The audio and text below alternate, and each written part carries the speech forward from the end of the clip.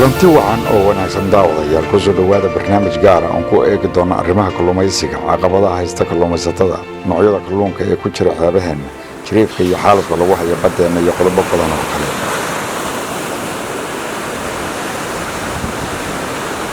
Kalluunku wuxuu kala baxaa noocyo fara badan oo kala gedisan. Waxaa culimada aqoonta u leh badaha ay sheegeen inay jiraan in ka badan 20,000 oo nooc oo kalluun ah oo badaha adduunka ku nool.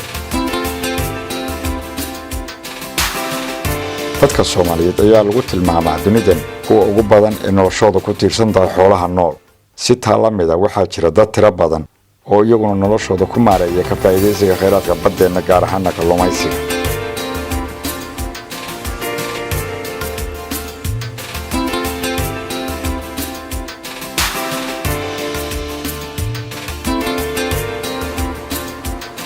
xilliyada isbedbedela ee waqti roobaadka saamaynta ay abaaraha iyo jilaalku keenaan iyo jawiga cimilada ayaa u kala sahla inay ku kala bataan dakhliga ka soo gala kheyraadka ilaah ku manaystay. faa'iidooyinka ay helaan iyo fursadaha wax soo saar ee xoolo dhaqatada iyo kalluumaysatadu marka isbarbardhig lagu sameeyo.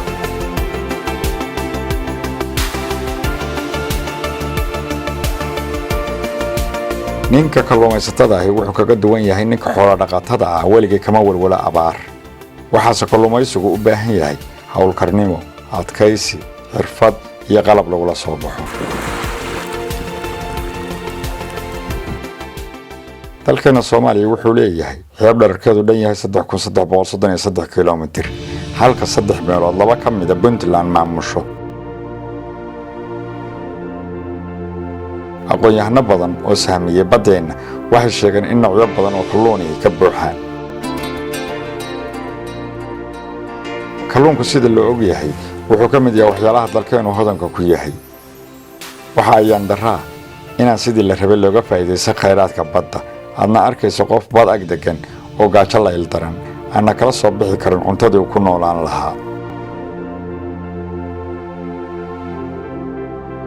noocyada kalluunka xeebaheena laga dabtaa way badan yihiin, kuwaasoo dhammaantoodba la cuno. qalabka wax lagaga dabta xeebaheena waxaa ka mid ah saxiimad, shabaag, maqaalin, calaafad ama jilib, qofba waa siduu yaqaani.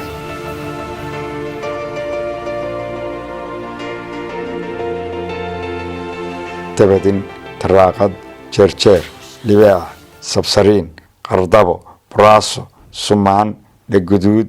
dhabaqo, funni, yuumbi, caylo, faras, gadiir, gaxash, oodal ama baalaley iyo qaar kaloo badan ayaa xeebaheena laga helaa, ayna ka midka yihiin qubada iyo agoosatadu.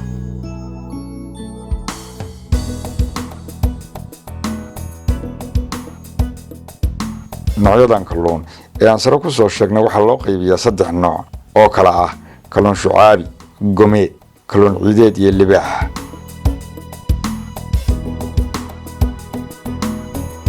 haddaan wax ka iftiimino 3 nooc ee kalluunka, nooca koobaad waa kalluunka caska oo ay ka mid yihiin tabadinka, saynuubta iyo faraska. nooca labaad waa kalluun qareedka, nooca ugu badan ee ku nool baddeena. waxaa ka mid ah noocyada kalluun gomeedka, gaxash, gardabo, gooma, gale, maheel iyo halowda. kalluunkan hilibkiisu waa mid leh midabyo casaan u dhow, waana kalluunka ugu qaalisan marka la iibgeynayo.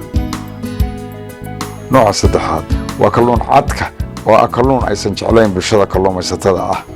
waxaana ka mid ah shirwo, qariib, kocoore iyo qaar badan oo kale.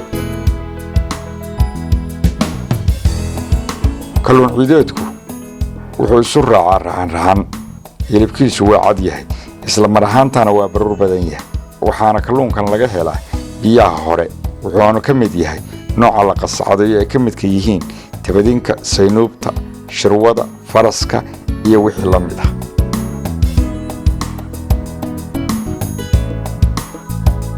libaax badeedka isagu waa noocyo badan yahay, waxaase xeebaheena laga helaa dhowr nooc oo ay ka midka yihiin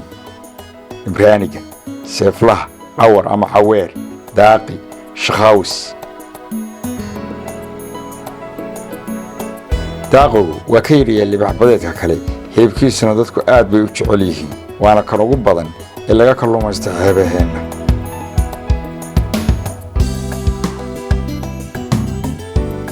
waqtiyo aad u fog dadka Soomaaliyeed ee xeebaha deggani waxay ahaayeen kuwo kalluumaysta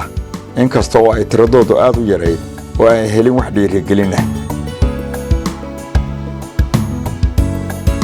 sidaa awgeed kalluunka cunidiisu waxay ku koobnayd uquura dadka deggan xeebaha oo keliya, taasaana keentay in kalluunka soo saaristiisu yaraato iyo iyaga oo aan laga iibsan jirin aysanna aqoon dheer u lahayn sidii ay u kaydsan lahaa si aan uga xumaan ee u gaaro meelaha xeebaha ka fog.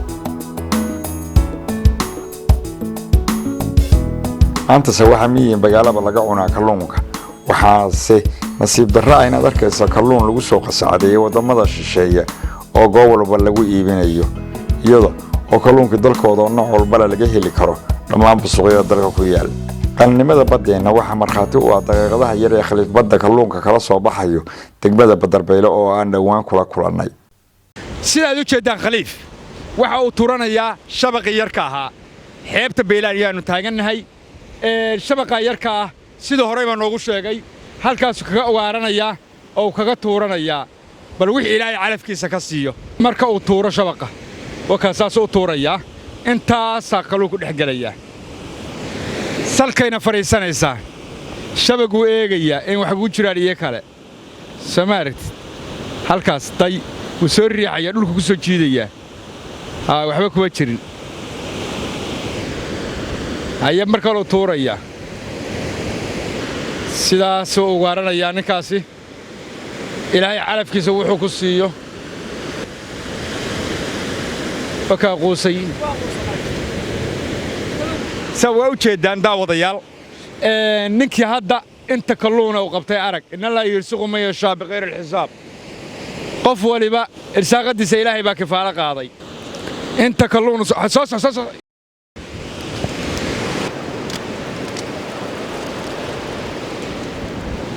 وادركتان داوديال بدن قرنمدا ay leedahay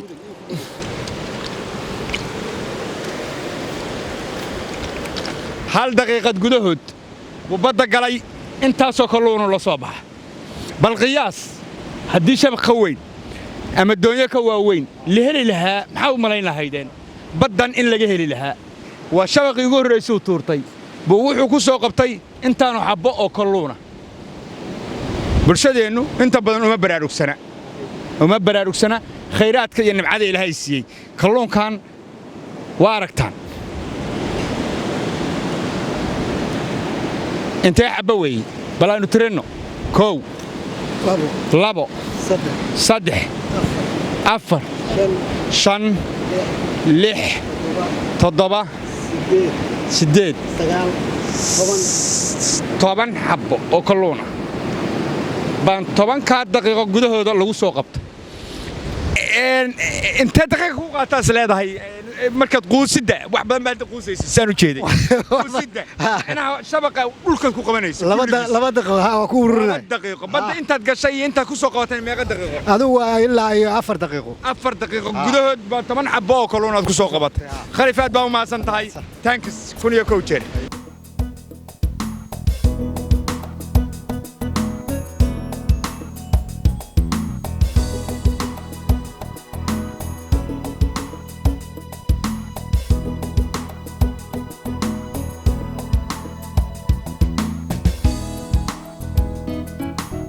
xilliga gubaystayaashu soo galay dalkeena wax horumarina kuma yeelan kalluumaysatada balse waxaa jiray dad yar oo si iskooda u sameystay warshado yaryar oo ay ka mid ahayd halka lagu magacaabo Xaaba oo ku taal Puntland. 9 sano ee dawladda rayidka iyo 12 sano ee dawladda kacaanka wax xil weyn iska saareen sidii lagu horumarin lahaa loogana faa'iideysan lahaa kheyraadka badda. waxaa la sameeyay wasaaradda qaabilsan dadka kalluumaysatada ah si garaadkooda iyo xirfadoodaba kor loogu qaado. sidoo kale waxaa la abaabulay iskaashatooyin kalluumaysato ah si dawladdu uga taageerto wixii qalab iyo farsamo oo ay u baahan yihiin dadka kalluumaysatada ah.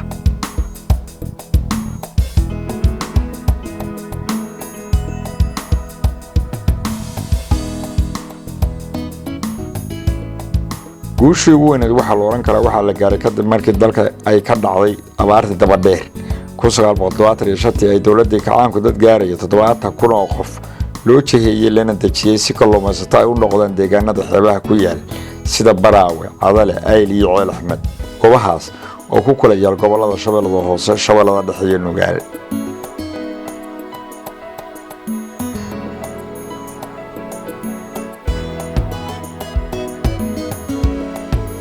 inkastoo qalabka baddu badan yahay haddana qofka kaligiisa waxa ugu yar u baahan karo sidoo ku kalluumaysan lahaa waxa weeye xarig, jilib iyo lucaaf. balse marka la doonayo in kalluun badan la jilaabto waxa muhiim ah in la isticmaalo shabaag, biraha jilaabashada, jilib, huuri ama saxiimad. shabaagaha lagu kalluumaysto waa dhowr nooc, balse waxaan ka soo qaadan karnaa 2 nooc oo kala ah: ilyar, ilweyn ama ildheer. ilyar waa shabag daloolkiisu aad u yar yahay, waxaana lagu jilaabtaa kalluunka noocan loo yaqaano aydiga. ilweyn ama ildheer shabaagta noocani waxay leedahay daldaloolo ka weyn ilyarta, waxaana lagu jilaabtaa kalluunka waaweyn, waana shabaagta loogu kalluumaysto meelaha xeebaha ka fog ee badweynta ah. qalabka kale ee dadka kalluumaysatada ay ka maarmeen waxaa ka mid ah baroosin, karaab, kaawiyad ama kubad, rasaasta macdanka ah, kuwaasoo mid waliba shaqo gaara qabto. waa kan mid ka mid ah kalluumaysatada Xaafuun oo aanu waraysiin dhinacyo badan taabanaya la yeelanay iyo baahida ay qabaan. bismillaahi raxmaani raxiim. haatan waxaanu taaganaa xeebta ee degmada Xaafuun. waxaan la kulmay mid ka mid ah dadka doonyaha wada ama kalluumaysatada. walaal magacaaga igu bilow. walaal waxa la yiraahdaa magaciisa Siyaad Ciise Cismaan. Siyaad Ciise Cismaan, intee sana badda ka shaqaynaysay? waxaan ka shaqaynayay 12 sano. 12 sano. ka waran kalluunkii iyo maxaa hadda ugu badan oo la soo qabtaa? waxaa la soo qabtaa hadeer kalluunka hadda mudurashada waxa weeye taraaqad, gadiir, sumaan, jeerjeer, faras, qardabo, waxyaalahaas ba hadeer meesha loo guraa. laakiin hadeer mudurashada hadeer kalluunka hadeer la guro waxaa ka mid ah taraaqad iyo gadiir. taraaqad buureed baa mise waa taraaqad gaxash mid loo jeeday? taraaqadu waa badan yihiin. taraaqadu waxa weeye kalluunka way caydiga raaco. tabadinkii ka waran, tabadinkii ma leeday maxaa hadda ku dhacay tabadinkii? tabadinka hadeer lagama helo hadda Xaafuun. tabadinka waxa laga helaa xaggaas barigaas iyo tabadinka laga helaa. laakiin halkan hadeer tabadin laga helo taraaqad iyo waxa laga guraa gaxash iyo waxa laga guraa sumaan iyo balaga iyo waxtaas laga guraa. qubada iyada hadda xagee ma haajirtay mise wali qubadii waxba ka dambeeya? qubadu waa joogtaa laakiin halkan joogno hadda qubadu kuma badna. xaggaas ku baato meel kasta Garduus la yiraahdo baa qubada hadda laga helaa. taraaqada intee kiila soo qabataan? hadda saaka waad baxday, baddaad gashay, meeqa soo heshay maanta? anigu waxaan soo helay 93 kiilo taraaqada. 93 kiilo dhammaantood taraaqad bay un bay ahaayeen? kulli taraaqad bay ahaayeen. taraaqadu halkan aad bay ugu badan tahay malanaya. kalluunka hadeer mara badnaa hadda kalluunka hadeer badda hadda laga guro hadda doonyo dheeyeen weeye. taraaqada ugu badan. tartabadii ka waran, tartabadaas lama helo. hadda kalluun mudurashada waxa weeye taraaqadaas iyo gadiirkaas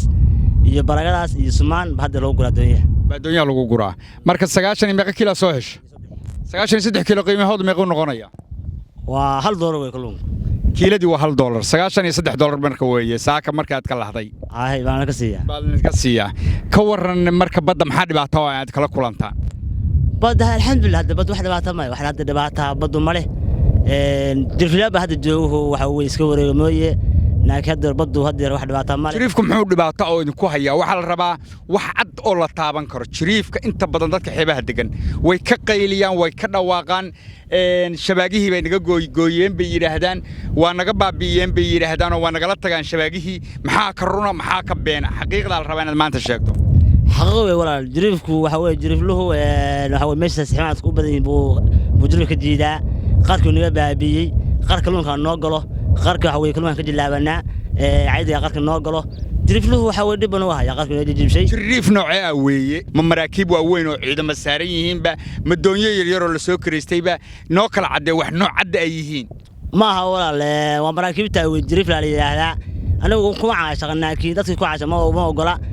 maraakiibta jiriifliyaal weeye. dooyana maaha, waa maraakiib weeye. marka halka yimaadaan xaggay tagaan xaysi xaga badda kama baxaan. waayahay mar walba jiriifkan inta badan waa la sheegaa. iyaga maxaa kaloo ay is leedahay dhibaato ummadda way ku hayaan kalluunkii iyo shabaagadihiina marka laga soo tago? أنا هدير مثلا واحد هدير بدي رأس كوي هدير وحوي قرن يجي جبشين محو هاي ماشي هذا كل جلا من يجي مثلا قرن يجي جبشين وحوي ميل حتى مر حتى قارك حتى حوي حتى ما أقدر إنه ماشي أساس اللي بيحتى مرانو ممر حتى رجع قارك حتى حديره حتى حديره حتى سحب حتى بدون بحتديره حتى شباب كجوستين. شباب كجوستين صحيح ماذا لو يحمد جيران سحيمada ma hadda loo saxino hadda ma jira saxino hadda ma wayno saxiimadahan banaanka daadsan iyaga maxaa loo nimankii kalluumaysatada oo lahaa way ay banaanka u dhigeen kuwa banaanka loo dhigay saximada hadda khashmada hadda iska badan wax saarku hadda iska yar yahay kuwa hadda matoorka xun yihiin muxuu ahaa kuwa hadda shabaag iyo hadda waxba loo hadda lahayn oo qalab lahayn marka wax saas waa wala loo dhigay banaanka ilaa iyo konta kan doonyada hadda ii muuqda dhamaantood waa kalluumaysato kullu doonyo kullusta xagee ku xiran yihiin kalluunkan marka xagee geysaan yaa idinka gataa أنا كلهم أنا قطع نمان كان هذا الدنيا بكلهم أنا قطه نمان كوا كواه نمان ما يجوا ريحة فمنا وريحافون هذيك قطع يقوم متلاقي ده اللي ما يدنيا وطن دنيا يكوجران دنيا متلاقي ده وصارن دنيا ها ترى واحد برف صارن برف باوصارن برف كا مركب كل حردنية كبعد حقيقي يعني كلون كا إلا هذا كبعد حلقينا يبنته قيمها ما يقيد كسيان على كيلو أنا وإحنا كسيان تراقد هالضربان لك سيا قاعش وإحنا كسيا بوتسمن محمد waxaan ka siiyaa $1 jajar waxaan ka siiyaa $1 iyo laba fils waxaan ka siiyaa wax saas aan ka siiyaa dhammaan marka kalluunka soo saartaan oo dhan waa la idinka gadaa waan ka gadaa wax warshada ma ku yaalan magaalada xaafuun warshada waa taas warshada xajilowna warshada yaa lahaa warshadan oo dhisay dawladda Soomaaliya mise shirkad baa iska lahayd shirkad baa dhistay oo la shirkon baa dhistay hadda ma shaqaysaa warshadani ma shaqayso waayahay maxaad is leedahay hadda ummadda halkan ku dhaqan baahida ugu weyn ay qabaan kalluumaysatadu maxaad is oran lahay wallaahi liyo ma shabaagaad u baahantiin ma kubadaad u baahantiin ma doonyaad rabtaan ma motooraad rabtaan maxaad oran lahayd in laga caawiyo hadda anagu waxa u baahanaa qalab hadda waxa siximaadka ani hadda kula hadlayo waxaan ahay xoogtooga saadeer hadda ku socda iga dhaba waa garta siximaad hadda leeyahay nin baa iska leh waa garta marka waxa weeye dawladdu waxa ka codsanayna in khashar loo keeno sixin loo keeno shabaal loo keeno qalab loo keeno jilban loo keeno motor loo keeno waxa weeye meesha ruuxi harada ugu goonayo waxa weeye biyo ma haysano biyo male miyaa magaaladu meelkaas ba hadda waxa weeye ceel ka qodiyay ceel labada ka qodan cusbaa ka qodan fuuso ma ka siiya 30 ma ka siiya ala fuusta biyaha 30 ma ka siiya dadku sadad waa biyo la'aan magaaladu biyo ma biyo bada weey ceel baa laga waayay mise sabab kale jirta ceel waa ka fogyaa ma ceel waa ka fogyaa laakiin waxa weeye ma hadda motor xun baa meesha yaalo motorku waxa weeye magaalada waxba qaban karo biyo waa iska bad weeye fuusta biyo 30 ma ka siiya muxuu ahay dadku waa meeshan aan saaranahay waa jasiirad ma waxa ugu wacan baa isleedahay baddi baa loo dhacayaa hadii la qodo oo magaalada fogaanta waxa keenay ceelka mise biyihii baa man meeshaba oo lena baddaas hadii ceel cusub qodo oo meesha motor la keeno si ba dhaafleh aad baan kaaga mahad celinayaa maxaa kale oo magaalada isleedahay waa ka cusub yahay baahida biyo la'aanta oo kale marka laga soo tago biyo la'aantaas badda hadda dhaqaal hadda badda wax saar iska yar yahay oo hadda wax saar hadda nagu yar ciidamada saar soo halkan degan yihiin iyadoo ma caawiyaan maraakiibtan ma dika celiyaan ma ciidanku maraakiibtaas oo ma tagaan laakiin ciidanku waxay yeeshaan doonyaha wixii markaas maartay qalab waa weyn ma aada maraakiibta ma aada aad baa u mahadsantahay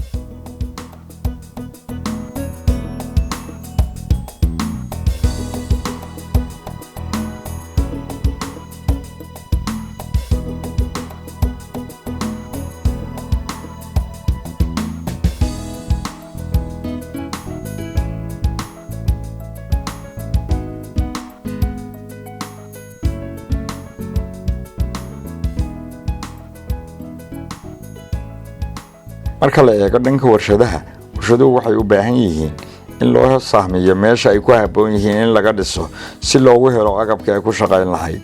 kalluunka la qascaday uu ka midka yahay tabadinkiiyo taraaqadu waxay ku badan yihiin gobollada waqooyi bari ee Soomaaliya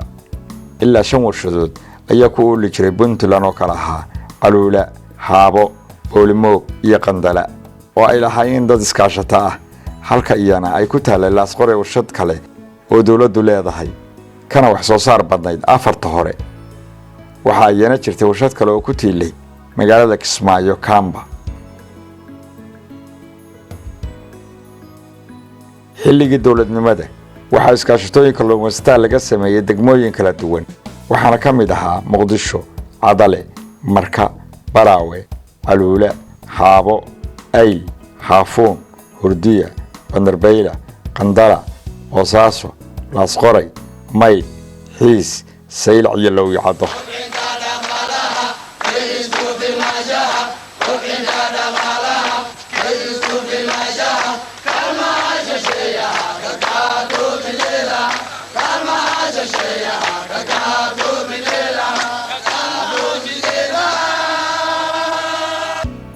waxyaabihii iskaashatooyinka laga caawin jiray waxaa ka mid ahaa tababar loo furo dadka kalluumaysatada si loo kordhiyo aqoontooda ayna u bartaan hababka cusub ee dunida looga kalluumaysto sidii ay u heli lahaayeen qalabka lagu kalluumaysto nooc kastoo yahayba tan iyo inta ay isku filaanayaan qaboojiyayaal lagu kaydiyo kalluunka ay soo saaraan iyo sidii dowladdu iskaashatooyinka ugu heli lahayd suuq kadib markii wax soo saarkoodu bato.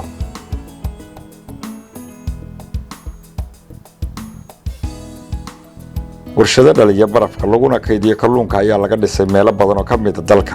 waxaana ka xusi karnaa Kismaayo, Ceel Axmed, Boosaaso, Cadale iyo meelo badan oo kale.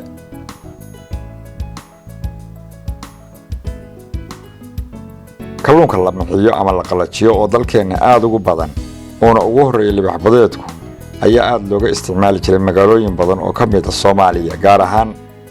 ahaan Puntland sida Boosaaso, Qandala, Caluula, Hurdiya, Xaafuun, Bandarbayla, Ayl iyo Garaacadba.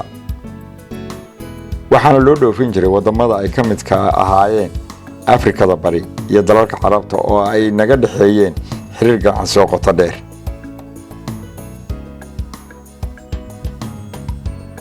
marka aan ka hadlayno kalluunka sidiisaba dhowr nooc ayaa loo kaydin karaa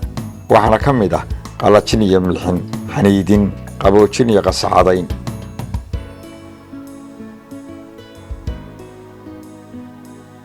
wixii ka dambeeyay burburkii dowladnimo 1991 waxay badii noqotay goob cid walba u soo haliisho maadaama aysan dalka ka jirin dowlad dhexe. inkasta oo ay jireen haatan jiraan dad ganacsato oo iskood isugu xilqaamay inay ka ganacsadaan kalluunka badeena qaarkoodna samaysteen warshado misna waxaa mar walba ka hor imaanaya caqabado badan oo ku xirnaa ayna ugu weyn jariifka maraakiibta shisheeye.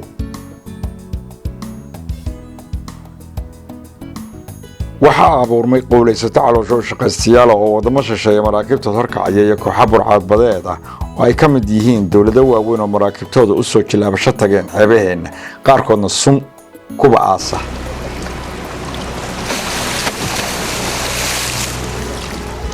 kalluumaysatadii Soomaaliyeed oo iyagu noloshooda la daala dhacayay waxay shabaagoodii ay dhigteen ka jarjaray kalena tagay maraakiibtii ku soo duushay biyaha xeebaha Soomaaliya. taasi waxay keentay in dadkii kalluumaysatada ay ku nool xeebaha Carab xoog leh ku muujiyaan ayna weeraraan markab alla kii ay arkaan ee ku sugan biyaha Soomaaliya kuwa ka baxsanba. inkastoo dhalinyarada kalluumaysatada ah ay ka godooday falalkii maraakiibta shisheeyuhu kula kacayeen doonyahooda iyo shabaagahoodiiba waxay noqdeen wax la dilay iyo wax la xiray. sidaas oo ay tahayna weli ma joogsan xaalufintii iyo jiriifkii lagu hayay xeebaheena hodanka.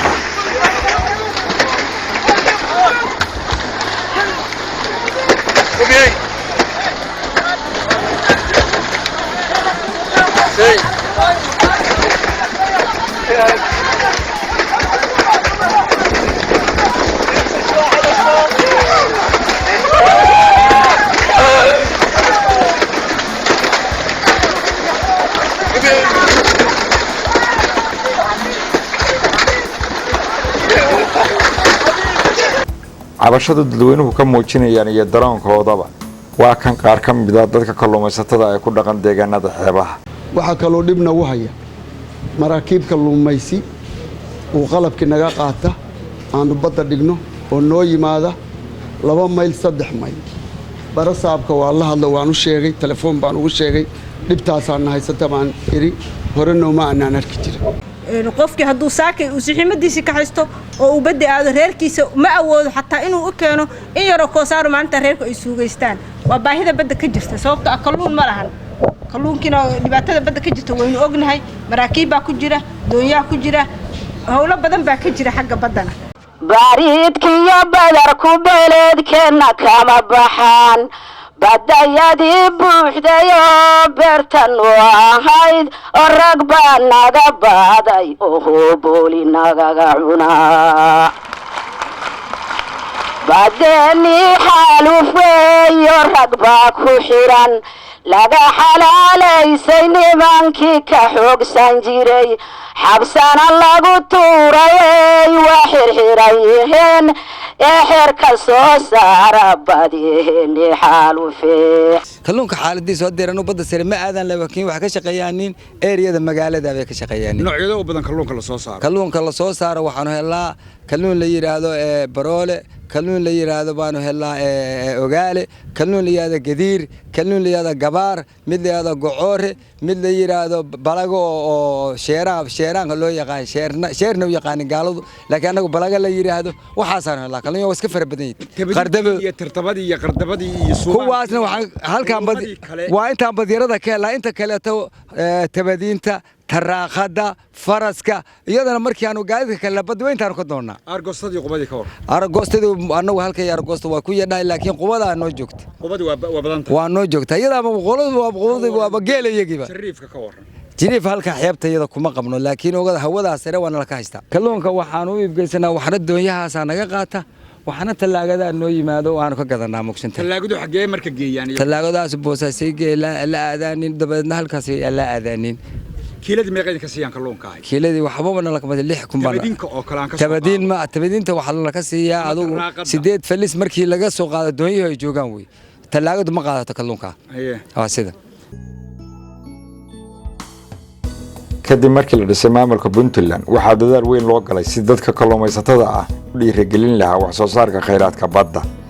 iyadoo urur wadani lagu magacaabo OTB ay tababaro u qaban jirtay dadka xeebaha degan qodbadii uu jeediyay xilligu ahaa musharaxa madaxweynaha Puntland Allah u naxariisto Cabdullaahi Yuusuf Axmed wuxuu xerada 1998 ka jeediyay qodbad uu kaga hadlayay maraakiibta jiriibka iyo burcabadeedka Soomaalida kan waa gobolkan Puntland waanu dhisayna badda xeebteena waxaynu ognahay laba waxyaabood oo fool xumeen ka dhacaan laba arrimood oo fool xumeen ka dhacaan mid waxa weeye warshadaha dalalka hore maray wixii haraadiyaha oo ka xumaaday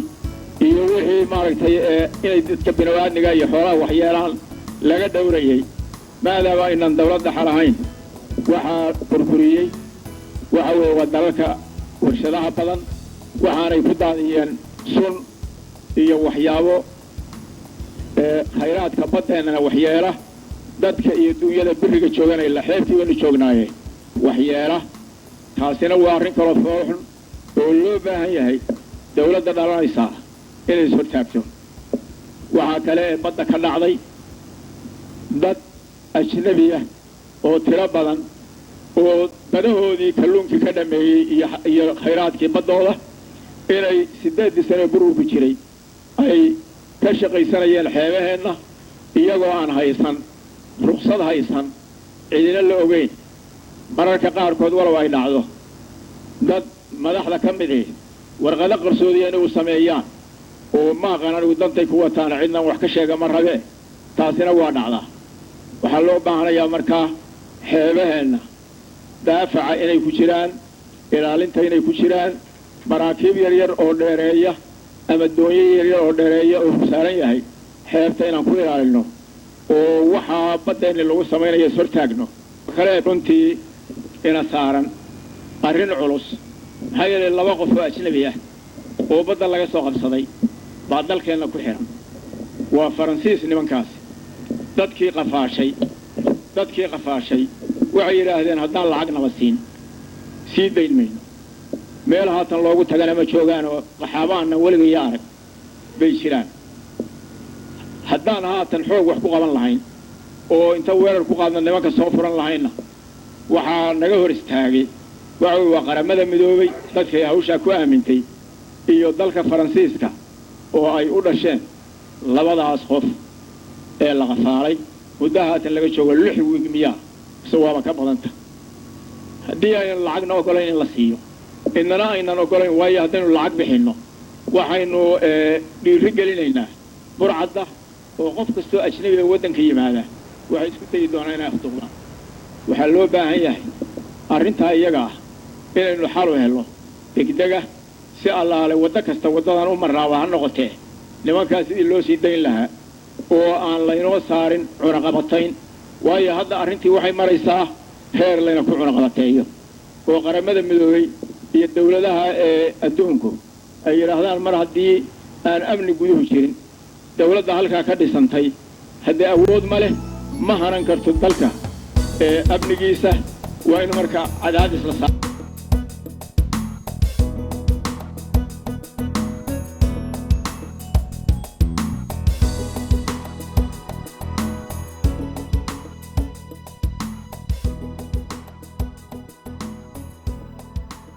madaxweynaha dowladda Puntland Professor Cabdiweli Maxamed Cali Gaas ayaa mar uu ka hadlayay jiriifkii maraakiibta shisheeye waxa uu sheegay inay tahay arintani masiibo qaran falalka lagu hayo badda Soomaaliya gaar ahaan Puntland kalluumaysiga sharci darrada ahi waa mushkilad caalami ah oo dhibaato weyn ku haysa wadamo badan oo xeebalay ah Soomaaliyana ka mid tahay isku dar waxa adduunka laga xadaa kalluun qiimihiisa lagu qiyaasay sanadkii inta u dhaxaysa 4 ilaa 9 bilyan oo dollarka Mareykanka ah wadamada ka hooseeya saxaraha oo Soomaaliya ku jirto waxay ku waayaan kalluumaysiga sharci darrada ah lacag dhan ilaa 1 bilyan oo dollar sanadkii sidoo kale Soomaaliya kaligeed waxa laga dhacaa kalluun qiimihiisu gaarayo 300 milyan oo dollar sanadkii sida ay muujinayaan warbixino caalami ah oo meelo kala duwan ka soo baxay nasiib daro lacag ahaan looma qiimeyn qalabka laga burburiyo kalluumaysatada kalluunka la daadiyo dhibaatooyinka soo gaara deegaanka iyo saameynta xun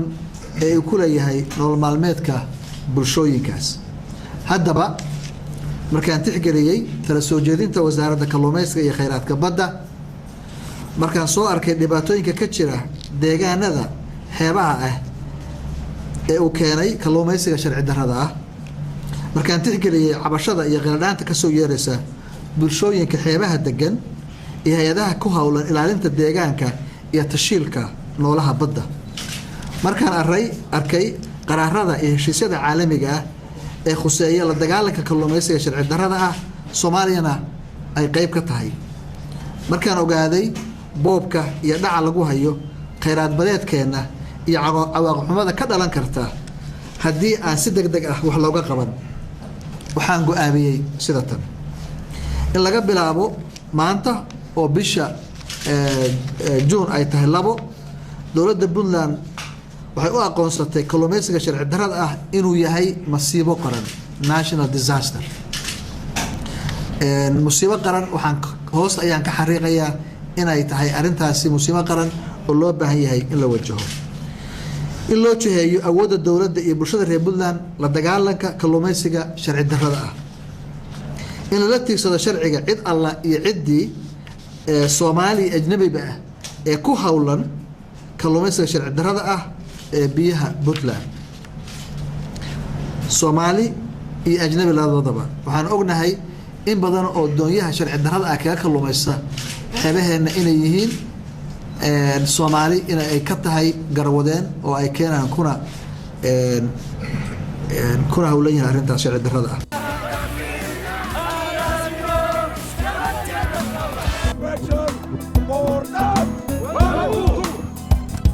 ciidanka ilaalada badda Puntland ee marka magacooda la soo gaabiyo loo yaqaan BMPF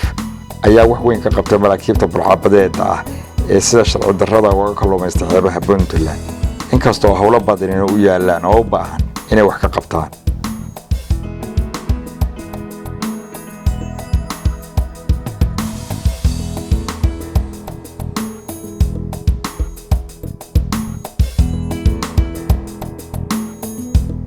dhawaan ayay ahayd markii madaxweynaha Puntland oo safar shaqo ku jooga degmada Xaafuun uu ka sheegay mar uu la hadlayay dadweynaha iyo maamulka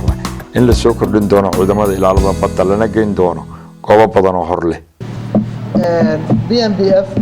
waxaana loo codsaday maadaama ay tabar yar tahay halkan Xaafuun in la xoojiyo oo la kordhiyo ciidamada runtii waa arrin saxa weeye dhanka nabadgelyadana DNDF ka qayb qaataan runtii meelaha ay joogaan nabadgelyadooda ayagaa sugaba aad bay ammaanay oo uga shaqeeyaan danna de waxa ilaalinta xeebaha way shaqadooda inay jariifka iyo naga ilaaliyaan waa muhiim muddaanu dirqinayna qolooyinka arrinta naga taageera inay doonyo fiican keenaan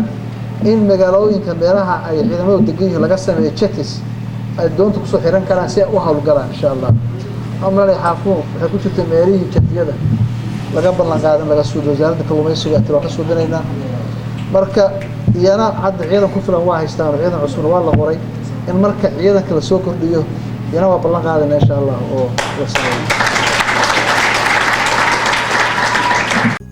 xilligii tsunami uu ka dhacay 10 sano ka hor gobolada Puntland waxaa dadkii xeebaha deganaa ee doonyahoodu burbureen la siiyay inta badan dadka doonyo saxiimad ah halka kuwa kale la siiyay motorada doonyaha iyo kuwa biyaha sifeeya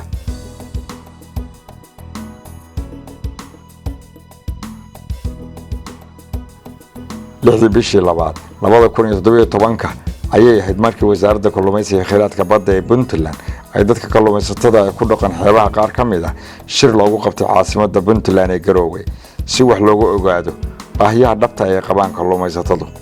maanta oo bishii 6 tahay February 2007 waxaynu isugu nimi gabaadka kalluunka oo aad ogtihiin in xeebaheena laga meel kasto hadda inta degmooyinka ku yaala la geeyay oo ay yaaleen waxaan u maleynayaa 16 xabo baa la dhigay Puntland ilaa iyo Garacad ilaa Laas Qoray baa la geeyay dadkan halkan fadhiya oo ah dadkii xeebaha iskaashatooyinka u badanna dhammaan waxa ka timaadeen deegaanada muhiimadda la inii siiyay ee workshopyada hore la inuu qabtay kana maanta la inuu hayo waxa weeyaan arinta la qabtay ee asadka ah oo loogu talagalay in dadkeenu iyo dalkeenu ka faa'iideysto waxa xog ka haysaanin maanta waa la iska rabaa waxaynu ku soo biirisay wixii caqabadayo in kaga yimi arrimahaas waa arrimaha maanta ay tahay in adigu feedback ka soo celisaanin waxaan la ka rabaa marka inaga haddaynu nahay muxuu ahaayay to dadka ku hawlan muxuu ahaayay to wax soo saarka kalluunka iyo bay'ada badda laftigeeda waxaan la ka rabaa inaynu maanta bal arinta kor istaagno xooggeena isku geyno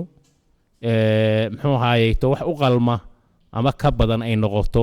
juhdigii aan u soo galnay imaatinka iyo safarka dheer aan soo galnay iyo hawlaha aan soo dayacnay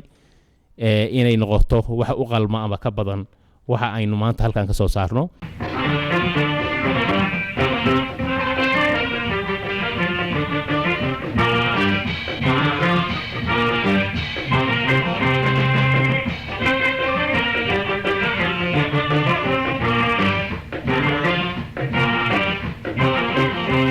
taawadayaal barnaamijka waxa soo saaray idin soo jeedinaya anigoo Adaan Cabdulqaadir Axmed Daaraflow